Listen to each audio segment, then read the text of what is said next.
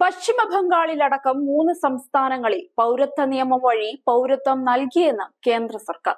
നേരത്തെ തന്നെ ഇക്കാര്യത്തിൽ നടപടിക്രമങ്ങൾ കേന്ദ്രം ആരംഭിച്ചിരുന്നു. ബംഗാൾ മുഖ്യമന്ത്രി മമതാ ബാനർജി പൗരത്വ നിയമം നടപ്പാക്കില്ലെന്ന് ആണയിട്ട് പറയുമ്പോഴാണ് കേന്ദ്രം പൗരത്വം നൽകിയിരിക്കുന്നത്. ഹരിയാന, ഉത്തരാഖണ്ഡ് സംസ്ഥാനങ്ങളിലും CAA നടപ്പാക്കിയതായി സർക്കാർ അറിയിച്ചു. ആദ്യഘട്ടത്തിൽ അപേക്ഷിച്ചവർക്കാണ് പൗരത്വം നൽകുന്നത്. അപേക്ഷകർക്ക് അതത് സംസ്ഥാന എംപവേർഡ് കമ്മിറ്റിയാണ് പൗരത്വം നൽകിയതെന്ന് മന്ത്രാലയം പ്രസ്താവനയിൽ അറിയിച്ചു. ബംഗാളിൽ അവസാനഘട്ട വോട്ടെടുപ്പ് നടക്കാനിരിക്കെയാണ് കേന്ദ്ര സർക്കാർ ഈ നടപടിയെടുത്തത്. BJP അവരുടെ പ്രകടന പത്രികയിൽ പൗരത്വ ഭേദഗതി നിയമപ്രകാരം അർഹരായ അപേക്ഷകർക്ക് പൗരത്വം നൽകുമെന്ന് വാഗ്ദാനം ചെയ്തിരുന്നു. എന്നാൽ ബംഗാൾ CAA നടപ്പാക്കാനില്ലെന്നായിരുന്നു മുഖ്യമന്ത്രി മമതാ ബാനർജി അടക്കമുള്ളവർ പറഞ്ഞത്.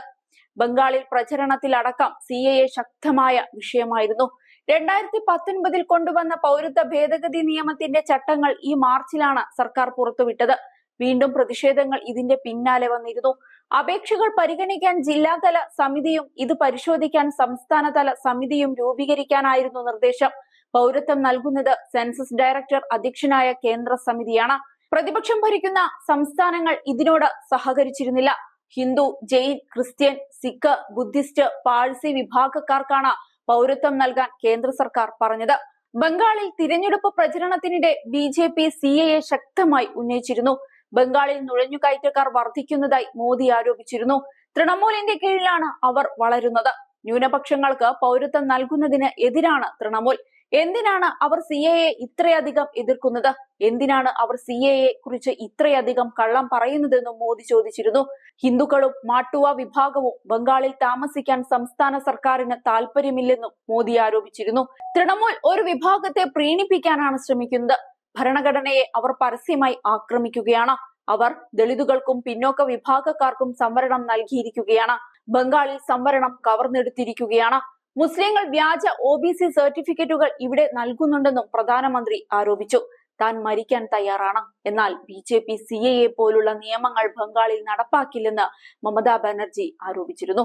അതേസമയം രാജ്യത്ത് പൗരത്വ നിയമ ഭേദഗതി പ്രകാരം അപേക്ഷിച്ചവരിൽ 14 പേർക്ക് ഈ മാസം ആദ്യം പൗരത്വം നൽകിയിരുന്നു കേന്ദ്ര സർക്കാർ.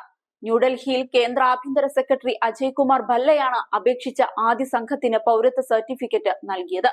ഡൽഹി സെൻസസ് ഓപ്പറേഷൻ ഡയറക്ടറുടെ നേതൃത്വത്തിലുള്ള ഉന്നത സമിതി നടത്തിയ പരിശോധനയ്ക്ക് ശേഷമാണ് ഇവർക്ക് പൗരത്വം നൽകാൻ തീരുമാനിച്ചത്.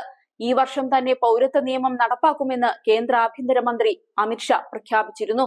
പൗരത്വ ഭേദഗതി നിയമം അനുസരിച്ച് പാകിസ്ഥാൻ, അഫ്ഗാനിസ്ഥാൻ, ബംഗ്ലാദേശ് എന്നീ രാജ്യങ്ങളിൽ പീഡനം അനുഭവിക്കുന്ന ഹിന്ദു, സിഖ്, പാഴ്സി, ബുദ്ധ, ജൈന, ക്രിസ്ത്യൻ വിഭാഗങ്ങൾക്ക് ഇന്ത്യയിൽ പൗരത്വം അനുവദിക്കും. എന്നാൽ മുസ്ലിം വിഭാഗത്തിൽ നിന്നുള്ളവരെയും ശ്രീലങ്കൻ അഭയാർത്ഥികളെയും ഈ പട്ടികയിൽ ഉൾപ്പെടുത്തിയിട്ടില്ല.